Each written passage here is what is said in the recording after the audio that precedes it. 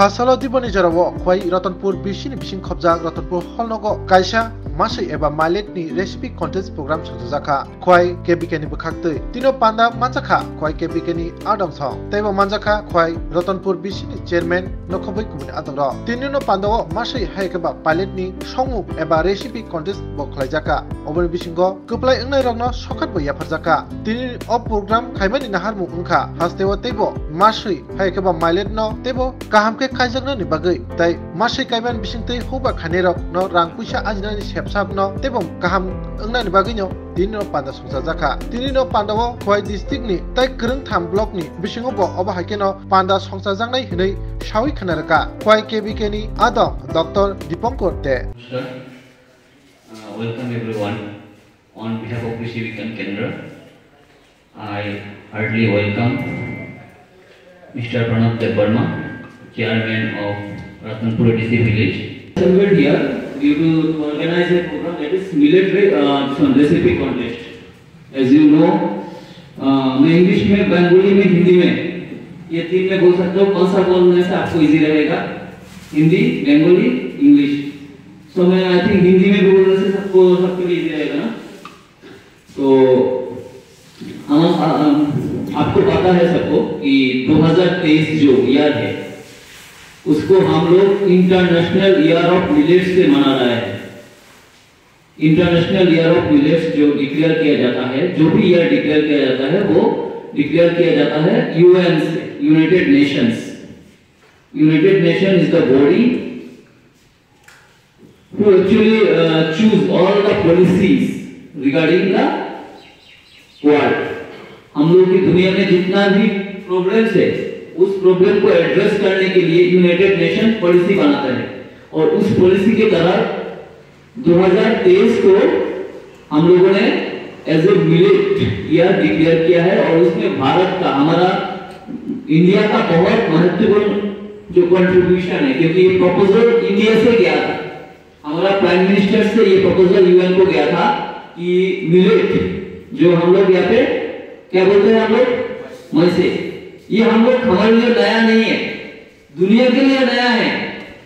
Europe में जो England में है, अमेरिका में है, उनके लिए बहुत नया है, लेकिन हमारे लिए नया नहीं है. हमारे यहाँ पे बहुत पहले 1000-2000 ईयर बैक जो मोहनजोदारो हड़प्पा जब सिविलाइजेशन था तब भी ये फसल जो हम लोग माइसे बोलते हैं ये हम लोग उगाते थे, हम लोग खाते थे और उस टाइम पे हम लोग का पूरा दुनिया में चलता था. लेकिन धीरे धीरे क्या हुआ, हम लोग फर्स्ट ग्रीन रिवॉल्यूशन इंडिपेंडेंस के बाद हम लोग, आप लोगों ने सुना होगा सब यहाँ पे फर्स्ट ग्रीन रिवॉल्यूशन, जिसका मूल उद्देश्य था कि भारत को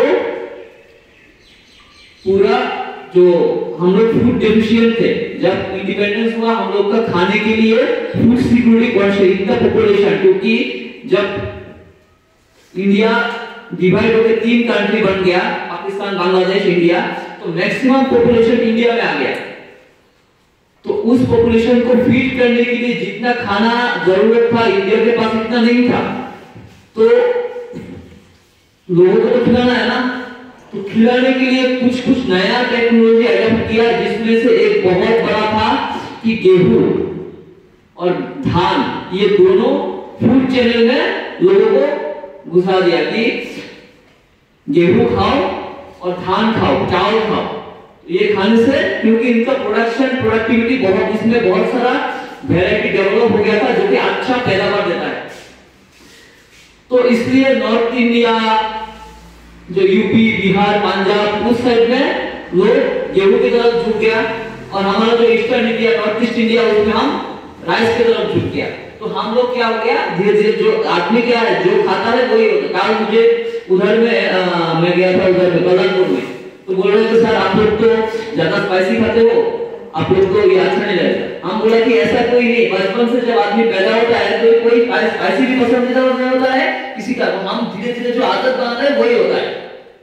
तो हमारा आदत बन गया चावल खाना और आटा खाना, हम इसको धीरे धीरे बोलते गए. तो धीरे धीरे ये जो हमारा त्रिपुरा का, और ये तो ऑल इंडिया में बोला हमने. त्रिपुरा में क्या था, त्रिपुरा में हमारा जो ये जूम कल्टीवेशन था, जो कि रबर की वजह से अभी धीरे धीरे एबोलिश हो गया।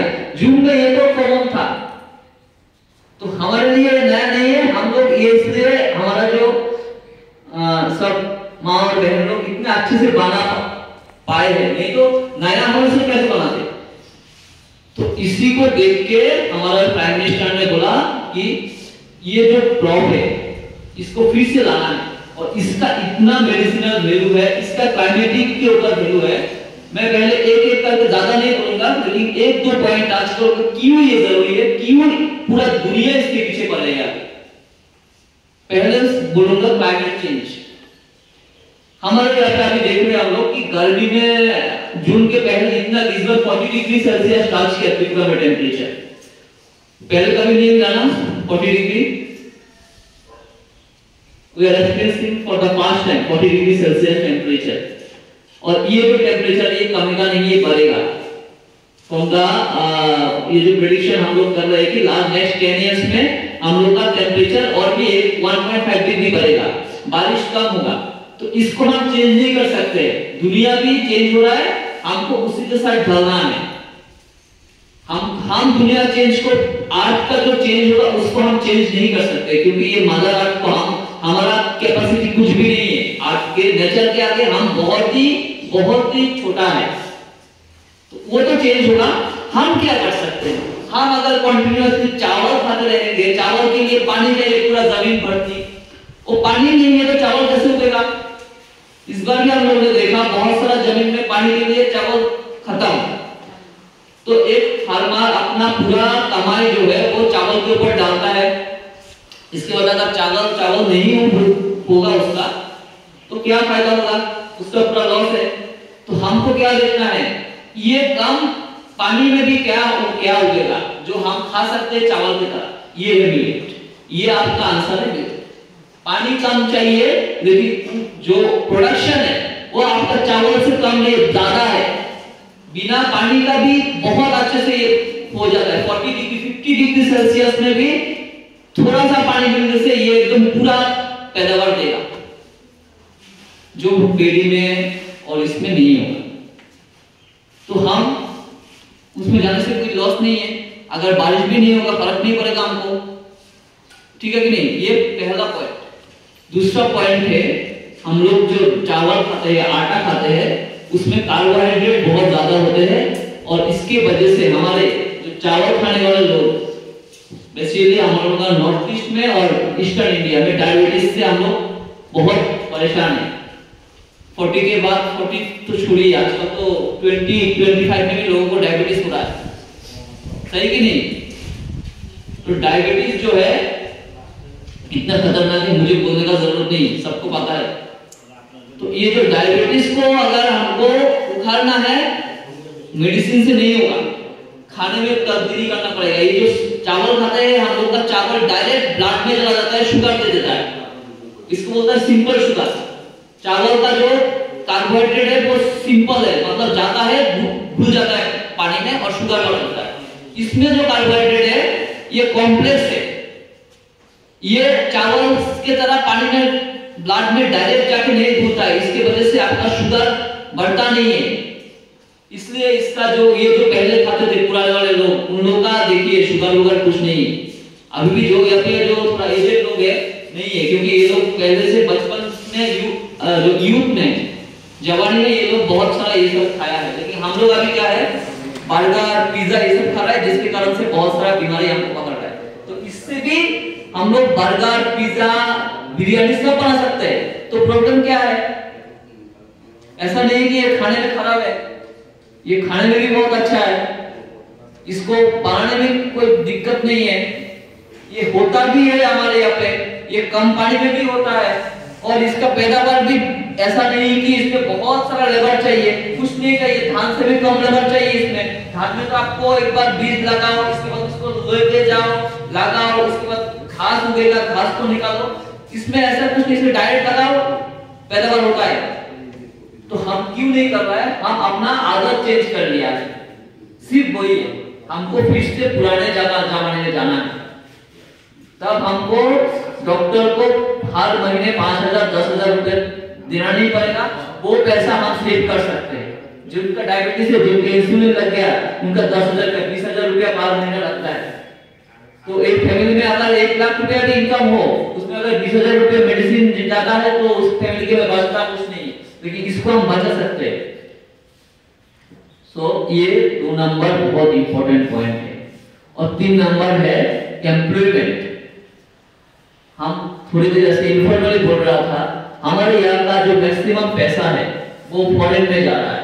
जैसे कि KFC कहाँ का कंपनी है? यूएस का कंपनी है। डोमिनोज कहाँ का कंपनी है? यूएस की कंपनी, जर्मनी की बेस्ड कंपनी। हम लोग का मैक्सिमम पैसा, इंडिया का पैसा बाहर में जा रहा है, क्योंकि हम लोग का बच्चे लोग क्या स्कूल में जाता है तो कल क्या था, मेरे पापा कल मुझे डोमिनोज लेके गया, मुझे बच्चा के बोलकर कल मेरा फ्रेंड डोमिनोज गया, आप मुझे लेके जाओ। तो डोमिनोज जाता है, खाता है, पैसा भी चला जाता है। देश के बाद हेल्थ में भी क्या होता है, 6 साल का बच्चा 40 kg 50 kg ओबेसिटी, और इसके बाद ओबेसिटी के साथ बहुत सारा बीमारी आ जाता है, जो कि हम लोग जो बचपन में हम लोग थे उसमें नहीं। तो इससे हम लोग का 2 तरह के नुकसान है। लेकिन हम लोग अगर इसको छोटा छोटा स्टॉल बना देंगे, इसका जो मेनू है, KFC का एक पैकेट का वैल्यू है 500 रुपया, इसको हम अगर 200 रुपया में भी बिकेंगे तो भी हम लोग का फायदा है, और पैसा हमारे गांव में ही रहेगा। शहर से पढ़ने वाले बच्चे को आप गांव में लेके आइए, बोलिए ये खाते थे हम लोग, इससे होता था, तो फिर उन लोग का हेल्थ अच्छा होगा, उन लोग का मेंटलिटी ठीक रहेगा। लेकिन हम लोग क्या कर रहे हैं, शहर में लेके जाता है और पैसा बाहर में भेज रहे हैं हम लोग। ये है मूल जो हम लोग का ऑब्जेक्टिव। तो ये जो गुम हो गया है, इसको फिर से लाने के लिए हम लोग दिखा रहा है कि ये होता है, क्योंकि यहाँ पे बहुत लोग, मैंने भी कुछ बहुत सारा मेनू नहीं देखा, तो अभी मुझे मालूम पड़ा इसमें भी इतना सारा मेनू होता है जो खाने में बेनिफिट पता है, लेकिन कितना मेनू होता है मुझे पता नहीं। मुझे पता था पायस होता है, बांगन होता है बस, लेकिन हमारे काल भी एक